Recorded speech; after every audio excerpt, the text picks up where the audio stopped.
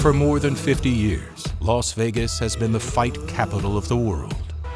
It's home to some of the world's wildest entertainers, including All Elite Wrestling's most unpredictable star, JON MOXLEY. When Moxley arrived in AEW earlier this year, he emphatically staked his claim as one of the sport's most dominant stars. A tornado of hype followed him wherever he would go.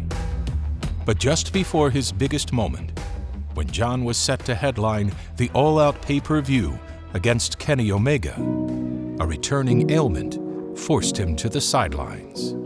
Yes, I tore my tricep in 2017 and continued wrestling with a giant inflated arm for about 2 months every single night, and was getting it drained about X amount of cc's of fluid out of my elbow every single night just so I could bend it and just get to the ring, and it took its toll, and I never took a break and never let up, and I picked up a staph infection that became MRSA, MRSA. So MRSA, again, flesh-eating bacteria, if you will, it got into his bursal sac, so basically that fluid-filled sac, but it could have got into the joint.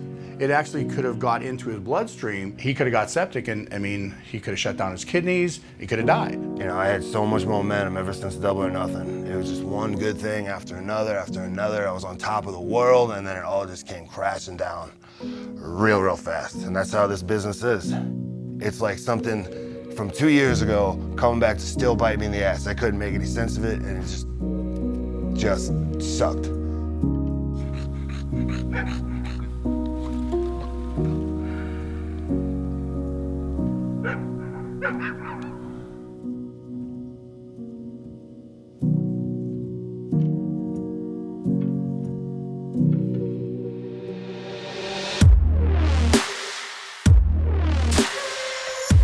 Originally, what we wanted to do with John was rebuild him. He had so many days on the road before, he had taken so many injuries and so many bad bumps, we had to rebuild him from the ground up. Joint mobility, stability, endurance training, rebuilding some good muscle on top of his frame. After that, we wanted to make sure that he was durable enough, fast enough, strong enough to be able to do everything that he wanted to do inside the ring. John's got a very aggressive, very violent style. I wanted to make sure that his body can stand up to the rigors of whatever he's doing in the ring. That's it. One more time, stick that landing.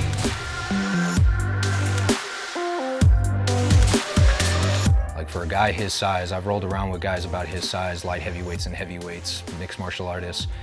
He's got a lot of strength on that frame, man. Even before we started working together, he was a very, very powerful individual.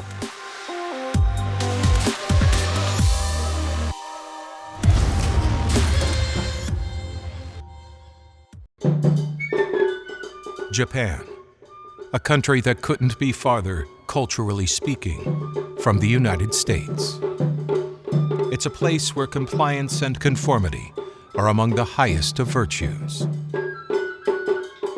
But within the controlled silence of the Japanese people is a furious determination and a work ethic that rivals any in the world. Long inspired by that work ethic is All Elite Wrestling star Kenny Omega, who for many years made Japan his home. To this day, he returns for refreshment, for inspiration, and for passion. I suppose I was always intrigued by the way the fans would react to a wrestling match. It really felt that, you know, they were really paying attention, and that every detail, they cared about it, and they hung on to every last emotion, and it all built to a gigantic crescendo in the end. That's when they come unglued, and that's when they start, you know, stomping their feet, and that's when the building starts to rumble and shake. It takes a life of its own. The building itself, the match, kind of becomes this growing mass, and the building itself becomes part of this attraction. It just was something that I never understood, and I wanted to be a part of, and I wanted to experience it for myself.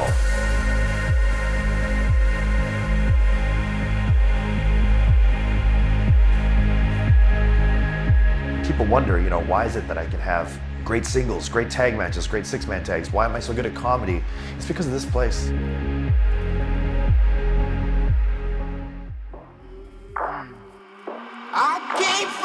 South Philadelphia has long been a trendsetter in cuisine, culture, and sports. It's a town of strong opinions, where fans are thrilled to debate what they love and what they hate.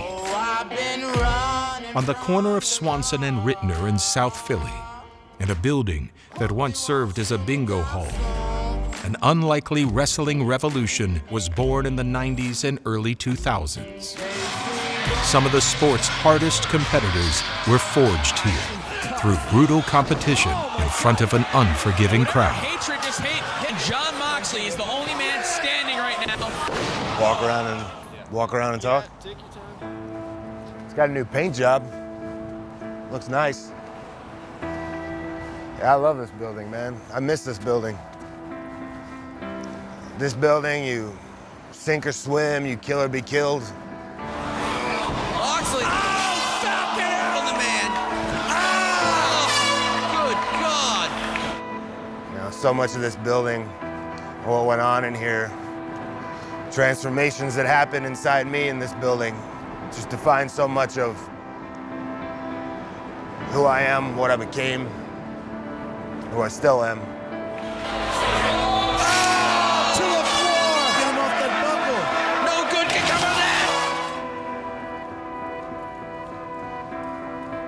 Man, this feels good. That humidity in the air, that smell, blood, sweat, violence. I remember right about here getting punched in the face so hard and I was already bleeding, that like a cloud of blood just poofed out onto the audience right over here. Said blow!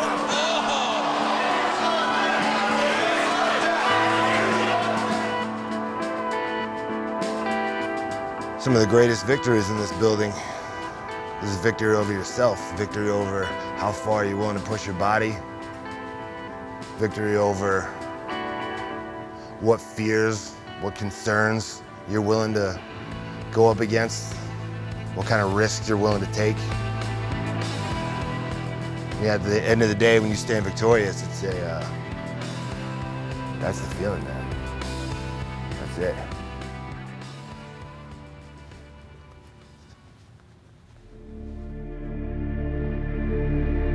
Perhaps one of the only buildings in the world that can boast a wrestling history as rich as the 2300 Arena in South Philadelphia is Tokyo's Sumo Hall. Yearly, Japan's biggest sumo tournaments are held and televised from here. It also plays host to a wide variety of professional wrestling events. He talks about the ECW arena at the time of CZW. Yeah, okay, so what? He fell through some light tubes. I mean, you talk about Korakuen Hall, you talk about Budokan, you talk about Tokyo Dome. It's like, these are the places where, you know, I would look at records that my dad would have, and it would be like Michael Jackson live from Budokan or whatever. There'd be these almost like old wives' tales of arenas that you'd never see. You could select them in a video game, and you'd be able to see them that way or on videotape, but you never thought that you'd step foot in one of these arenas. And I've main evented all of them. I've sold out all of them. And even though I'm nothing like you, John, I'm willing to go to that place. I'm willing to go to that dark place. It's a bad idea because I don't think Kenny Omega has that place inside of him. He's trying to get there. He's trying real hard to get there, and I hope he does. You want unsanctioned? They want unsanctioned, huh? I'm unsanctionable. Don't pretend that you're upset about this being a hardcore match. What else were you gonna do? Were you gonna chain wrestle with me, John? Huh? Give me suplexes? It wasn't gonna happen. Deep down inside, I know that you're happy. I know that you're satisfied. Now I'm at my best when I am at my worst. Now, I'm not trying to find an opponent who's gonna bring the best out of me. I'm trying to find an opponent who's gonna bring the worst out of me.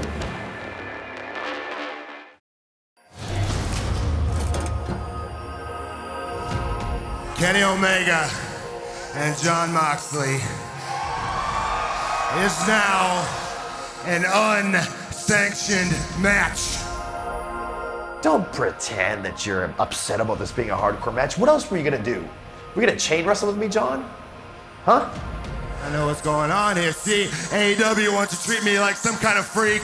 They want to treat me like some kind of outsider. They want to try and put me in my little box over here so I don't cause any trouble. I know what's going on. I've been dealing with this my whole life.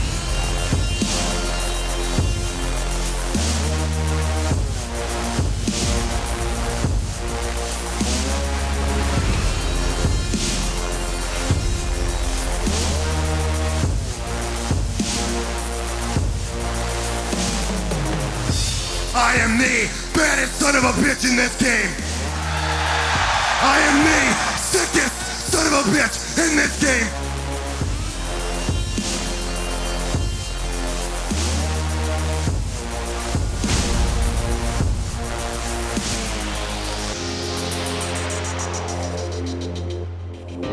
The real person I owe a thank you to is Moxley. My best work has never been because I was handed something. It was always because I had to work for something, because I had to sacrifice something.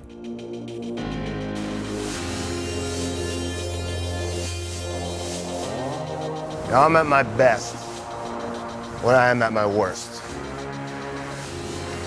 And I'm not trying to find an opponent who's gonna bring the best out of me. I'm trying to find an opponent who's gonna bring the worst out of me. Oh my! Oh! Dangerous situation. Oh! I'm unsanctionable. I'm out of control. You think I'm out of control? You ain't seen nothing yet. I'm glad we're going to that dark place, John. I can't wait to see you there.